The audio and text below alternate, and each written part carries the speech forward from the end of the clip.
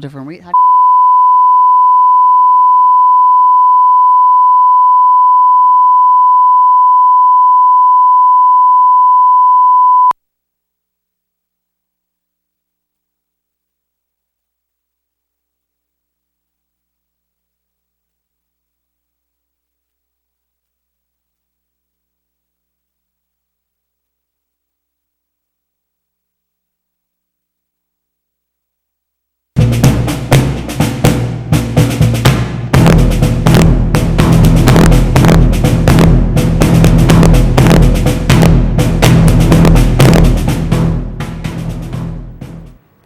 Hello and welcome to We the Village, produced by Ron Hall, and I'm your host, Sharonda Allen.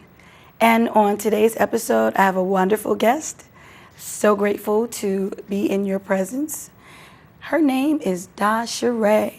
Now, it used to be Da'Cheray Cherry, but what is it now? Da'Cheray Thomas Ruth. Da'Cheray Thomas Ruth. Now, I have known this young lady since she was 10 years old. She was in my class, and as we said earlier before the show, she said, I had to find you. So I'm glad we've been found to each other. So in the meantime, in these past, 18 years, tell me some things about yourself. What have you been doing? So I've been teaching for the past 5 years, and actually this is my first year out of the classroom. I'm an assistant dean at a middle school in Newark. So I work with grades 5 and 6. I do all the disciplinary things there. I do behavioral plans, build relationships, those kind of things. I have a nonprofit organization I've been doing since 2014. I just passed my principal's exam in August, so I'm certified to be a principal. I got married in November 2018. So this isn't all happening. So beautiful. Yeah. I am so proud of you. Thank you. You always a nice, smart, sassy little girl, just big personality. And I love big personality kids. That is like the funnest thing in the world. And I like to let my kids be who they are, because if I allow you to be who you are, you can continue to blossom into what you are supposed to be. Right. And I'm just so beautifully surprised and happy about the wonderful flower that you have become. Thank you. So tell me about your organization.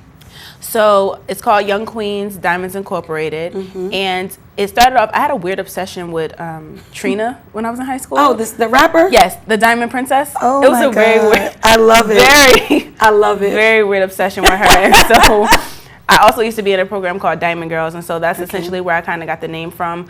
I also wanted young women in the community to see themselves as being young queens, and so I put those things together in order to create an organization that was to uplift them and help them to be better women in society.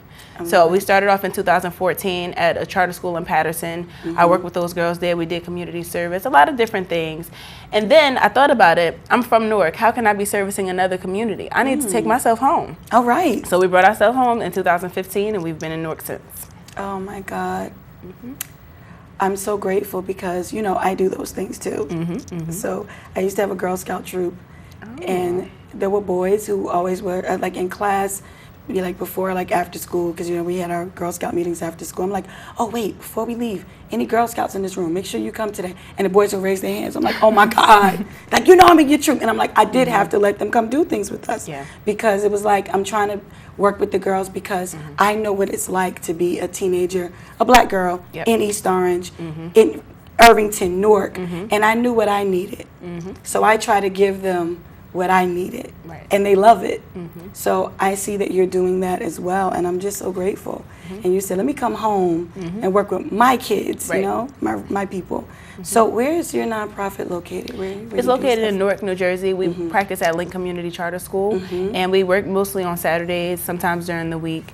So although we're in Newark, we can take young ladies from a bunch of surrounding cities. So I have some girls from East Orange. I've had girls from Broadway, Irvington, Patterson, different places. Nice. So I've noticed that the name is an acronym. What does Diamonds Incorporated mean? What does that represent? What does it stand for? So it stands for Developing Innate and Monumental Outreach in Dance and Service. So they all have natural abilities, right? And so I want to develop those things because I'm not trying to make you into a new person. I'm trying to tap into what you already have and help you to expand on it. And so I do those things through service and dance. Right. I love it. So what motivates you to meet with the youth? So when I was in the 7th grade, I didn't have anybody to teach me anything about being a girl. I'm sorry. No, I'm serious. You were the first teacher or just woman outside of my family who was trying to help me to be a better person. And it's like when you go through life knowing what you need and you didn't really get a chance to have it, you find yourself wanting to be that example. So I'm trying to be for them what I didn't have, because I feel like if I had a mentor, I could have made some different decisions in life. Not saying my life is bad. It's not at all. It's actually great. Yes, but I think it could have prevented some of the mistakes that I made, and it could have just helped me be further in life. So I want to pay it forward by doing what I needed.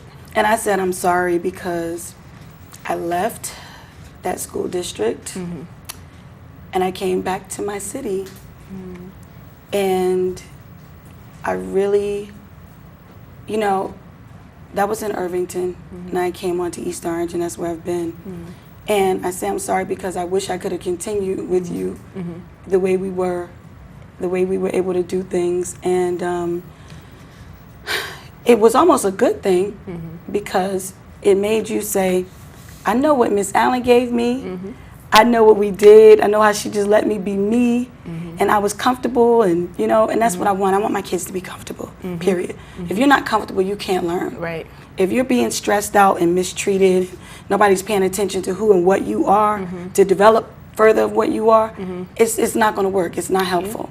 So I say sorry. I apologize I wasn't there with you, but I'm grateful that I was able to give you that, and for you to say, Dag, now that I'm in 6th grade, I'm not getting what I got from Miss Allen before, but I'm going to be that. And sometimes things happen like that for us to be able to exponentially. And I tell people, people say, you can't save the world. I ain't trying to save the world. I'm trying to make an impact on those that I come in contact with. And I did. And I tell them it's exponential. You are part of my exponential development. I love you. I love you. Do you remember in 5th grade when you let me sing that song during graduation? You gave me those ad-libs for I Believe I Can Fly. Yes. I still remember that. I sing in choirs now, knowing full well I blend well with others, but that's about it. But just that opportunity you gave me on something that I wasn't confident about, it means the world to me. I still remember it, and that was when I was 10 years old. And I'll never forget it. Thank you for giving me the opportunity. You're welcome. You're going to make me cry. Oh, my God. You're welcome. But that's what I do with my children. So, boy, I'm trying to keep it together. What age group of girls do you work with? Primarily ages 10 to 14. I've had an 8-year-old before. I've had older girls before, but I like the middle school age. I feel like there's a lot that I can do with them.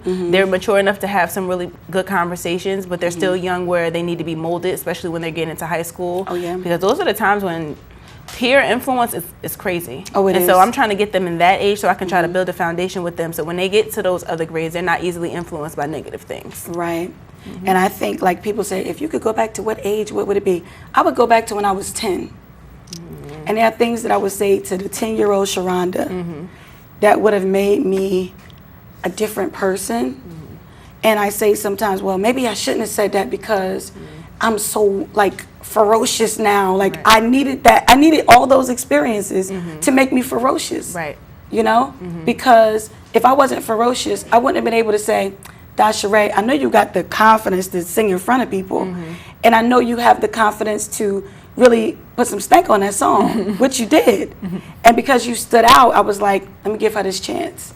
And you didn't appear to me that you weren't like ready or available. You're like, got this, but you had it. You did it. I was like, go girl, you know, egging you on because you know that's what you got to do. Yeah. You know, what have you learned through working with the girls? What are some of the things, like, you know what you want it to be, you know what they need it to be, but what have you learned from interacting with them? I've learned that I see myself in a lot of them and the different decisions that they make, and it makes me be more understanding. So I'm learning a lot of patience with them because somebody had to be patient with me. Oh, yeah. I was a lot. I'm still a lot. I don't know how my husband does it, but honey, I'm still a lot. I loved your a lot because I'm a lot. And I've always been a lot. And I'm like, yes, keep on going, girl, be you. Yeah. And, you know, sometimes people try to shut that down. Yeah. Sometimes people say, oh, you too much, or you too loud, you too boisterous. No, no, you're not. You are so much of what you are. You need to continue. Yeah. But always make good decisions. Yeah. That's the difference. Yeah. You know? And I'm also like learning to be more confident in my voice because I did spend a lot of years being very self-conscious and insecure about different things. And like, you would never know it because I'm not going to tell you. I'm not going to tell you. But I know it within myself, and I had to learn to get over it because I'm trying to teach other girls to get over it. So I had to learn to be, first of all, self-reflective and identify in myself what that thing is and be able to overcome it so I can help them. But you're still ferocious. I feel it. I love it. Gotta That's do important. Yes. I love it. So what are your greatest highlights when working with the girls? What are some of the bigger, greater things that you feel when working with the girls? When I have my old girls come back and talk to the younger girls, when you deal with kids, you never think that they're listening to what you're doing. You think that you're just, saying these things and they're ignoring you because sometimes they do foolish things. But then to hear some of my high school girls come back and talk about like how like I've saved them and the decisions that they make, like those things get me. That probably is more fulfilling than anything else because there's some of them that I'm just like, wow, there's a lot of people that tried to give up on them. Yeah, and I always gravitate toward the kid who struggles the most. And like everybody else is looking at me like I'm crazy. Like, no, you need to stop talking to this person. No, that's not me. They need a person, and I'm going to be that person. And when I see those kids come back doing good things, that's the highlight of my life. I love that because when you say they listen to everything, those little things. So I get a lot of kids like you. I found you. Yes, come here. I still need you in my life. Right. Those things that I said that I may not even remember. They said, one girl, Jakia, said, you said something to me a long time ago, and it kept me. She said, you have to love yourself the most. And I always tell kids that. I don't care who's supposed to love you, who's supposed to care about you, who you expect. You got to love yourself the most. And when you talk about trusting or keep not dealing with a certain kid, I had an administrator to tell me, don't trust that kid. Don't deal with him. Don't work with him. I said, what? I said, he's the one I trust the most with the money. Right. He's the one I trust to take care of business. He's the one I trust. If I leave the room, he's going to make sure everybody else is on point because everybody else threw him away. Everybody else wrote him off because of some of the bad mistakes that he made. And I'm grateful because I don't listen to those people because the person who told me, I don't trust him. Right. He is the most flip-flop, and I'm looking like, I know you're not telling me about trust, okay?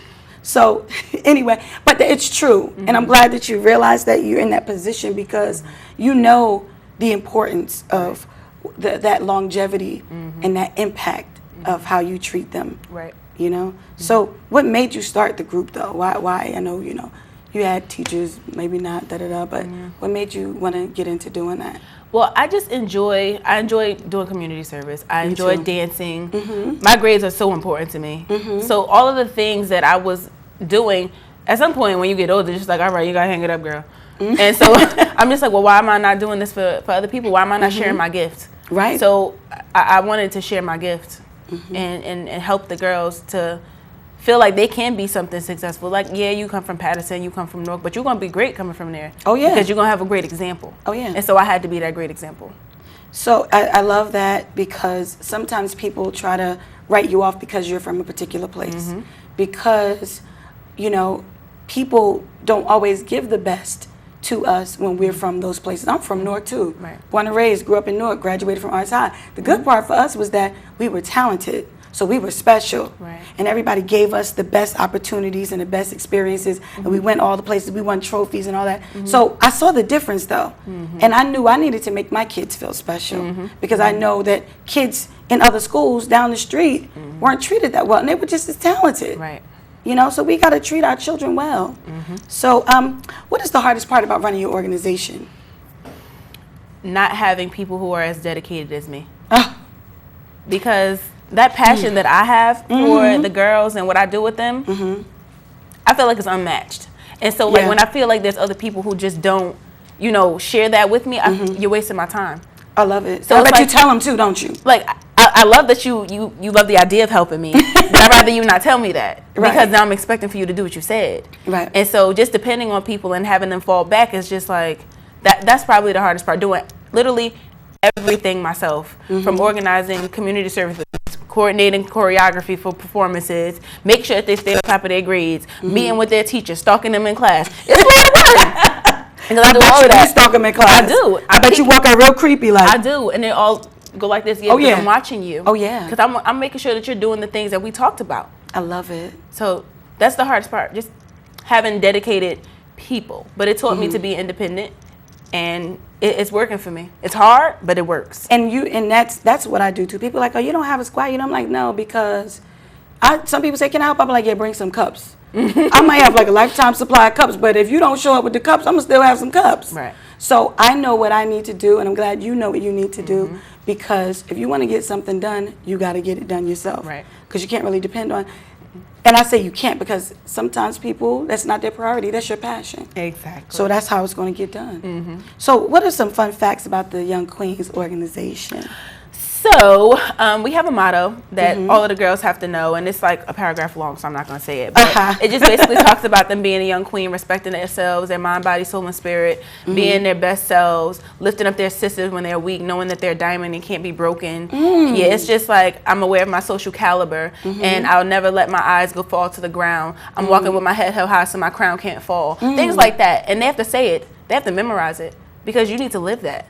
When you go home, talk to yourself in the mirror. Because you need to understand that this is what your life is. This is who you are. Yeah. And you ain't gonna forget it if I make you memorize it. No. And I mean, you gonna remember. Of course. And I bet you, like, everybody goes through things in life. Everybody has their cross to bear. Nobody's life is perfect. Some people look at me and they see me smiling all the time, like, you ain't got no trouble. Your life ain't perfect. Your life must be perfect. I'm like, no, my life is not perfect. Right. I smile because I'm a winner. No matter, and I'm gonna look in the camera, no matter what anybody ever tries to do to me, I am a winner and I'm going to win. And I pity the fool. No, I don't even pity the fool. Shame on the fool who tries to test my gangster. Snatch up Da'Cheray what? And that is real because people don't know what you are made of. Right. And they try you and they test you, and I'm gonna see what she gonna do now. Oh yeah. Don't do that. Yeah. Don't try me, try Jesus. Honey, Okay, because that's what they're going to need. Well, I don't have the time. I was going to say something, but I'm not going to be mean about it. Laughing at us. So I love doing community service with the kids, too. I love it. And I'm like, my schedule is as busy as yours, and we always like, But I love that I can still see your life. You know, you see my life. But what types of community service events have you all participated in? So we've done a blanket drive where we collected blankets and pillows, and we wrote like little notes on them for the people in the neighborhood. We walked from essentially Lincoln Park down to Penn Station through the snow to hand out blankets and pillows. We had some water, snacks, gave it down there to the people in Penn Station. We we do the food bank in Hillside. We perform at Alaris nursing home in West Orange. We've made sandwich packages for Sussex Avenue Shelter. We've done a lot of different community service things. We do the breast cancer walk literally every year. My mother is a breast cancer survivor. Nice. So we find those things and we make it important, and we do it. It's mandatory in my organization. I love it. I love it. So you talk about how you've given back in the community. What are some of the activities that your organization has created and developed and produced? So we've had a community give back where we raised money and funds for Hurricane Maria victims in Puerto Rico. My husband and I took the service trip last year, and we delivered hundreds of supplies over there, like deodorant, wipes, water, food. Like a jar of peanut butter over there was like $12. That was price gouging. That's illegal. It was ridiculous. No, it was ridiculous, and I felt so bad.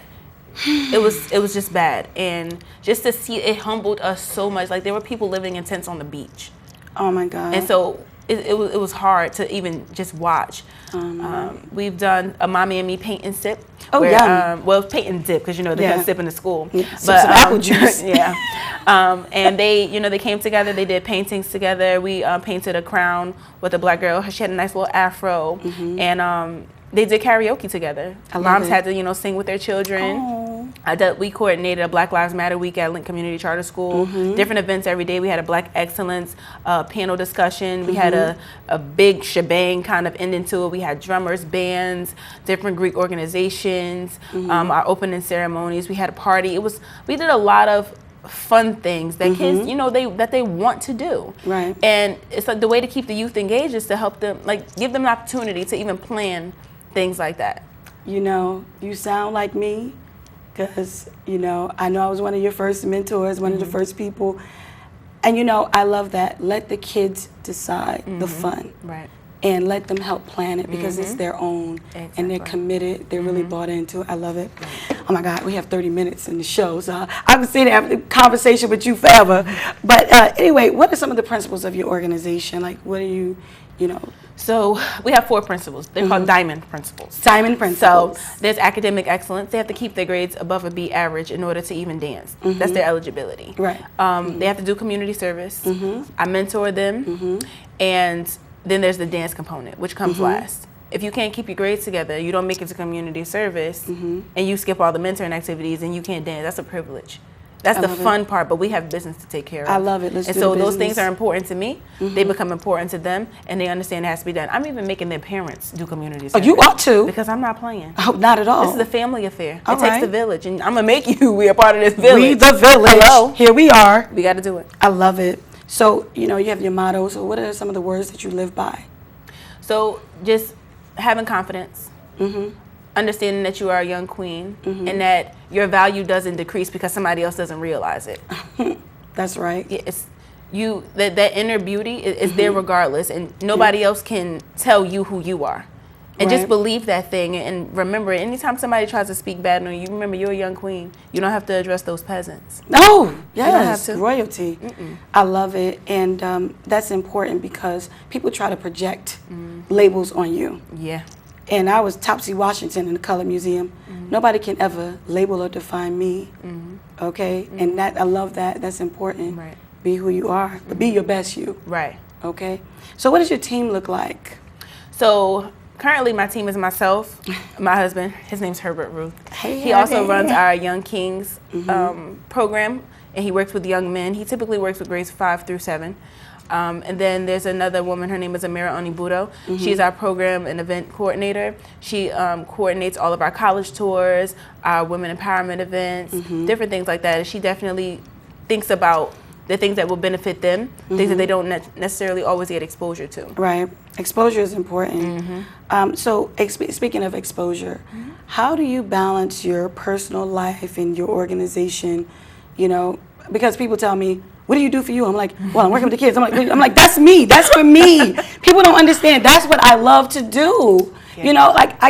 I used to take my Girl Scouts to the beach in the summer, and of course boys too, because they were in my troop.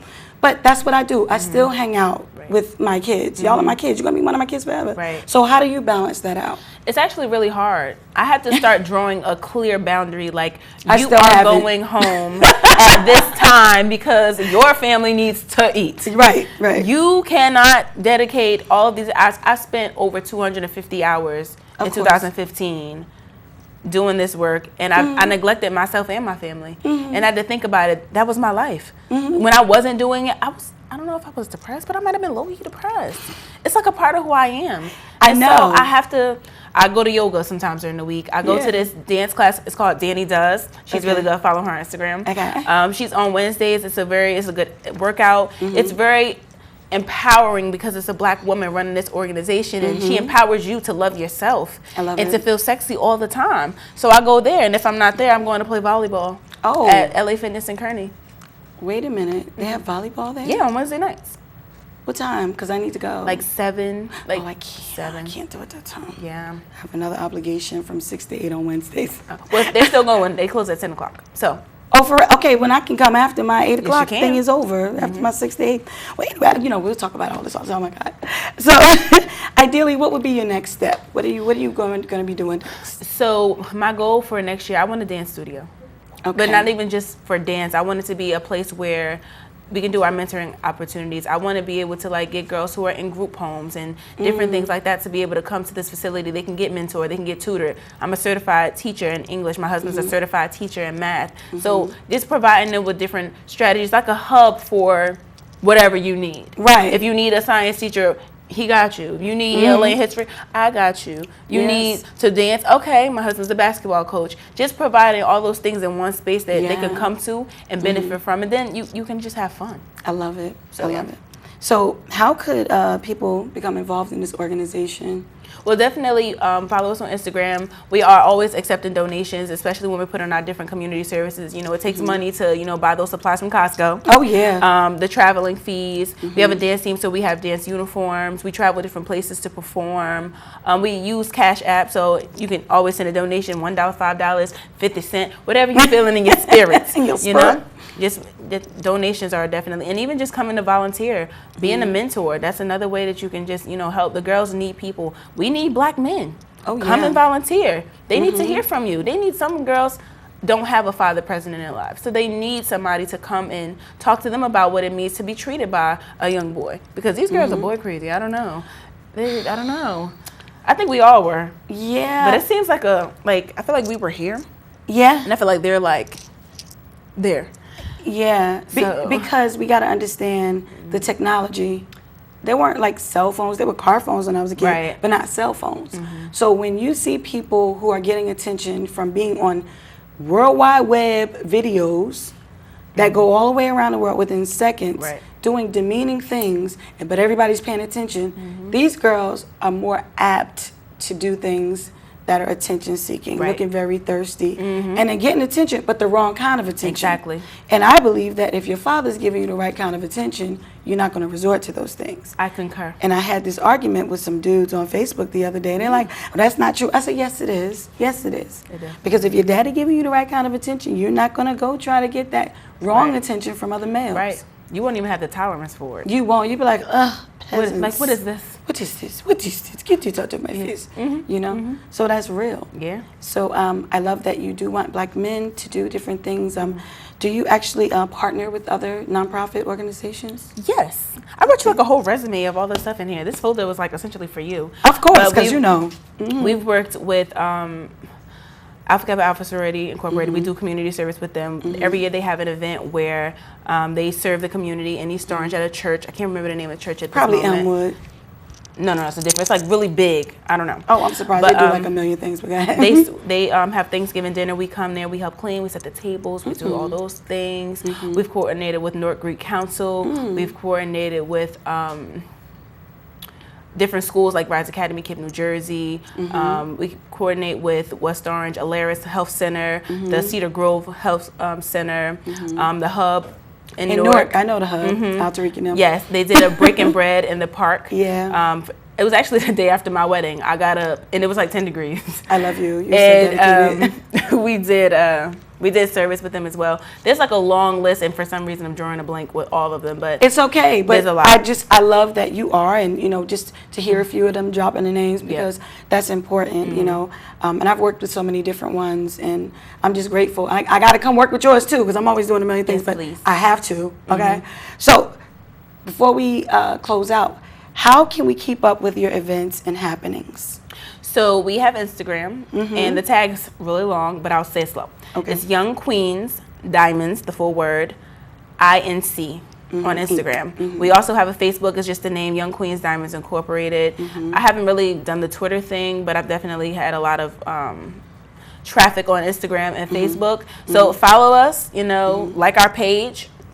We're always posting things up there, whether it's flashbacks, how our girls are doing when they get to high school. Some of our girls one of my students are in Episcopal school in Virginia. So we always post different things. If we have a community event coming up, we're performing somewhere, we always post those things to keep everybody in the know. If we're hosting an event and we need people to come vend or perform or different things like that, we always post it on our social media. And tag me, please, because I everybody shall. looks for my page like, what's going on?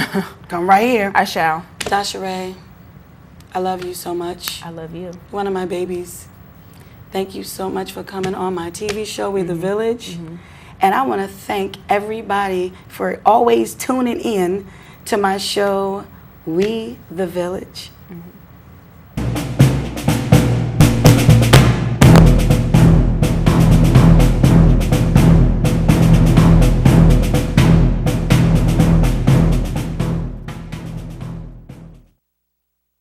As large as California could be longer and more difficult than some predict. And helping Iraqis achieve a united, stable, and free country will require our sustained commitment. We come to Iraq with respect for its citizens for their great civilization and for the religious faiths they practice. We have no ambition in Iraq except to remove a threat and restore control of that country to its own people. I know that the families of our military are praying that all those who serve will return safely and soon. Millions of Americans are praying with you for the safety of your loved ones and for the protection of the innocent.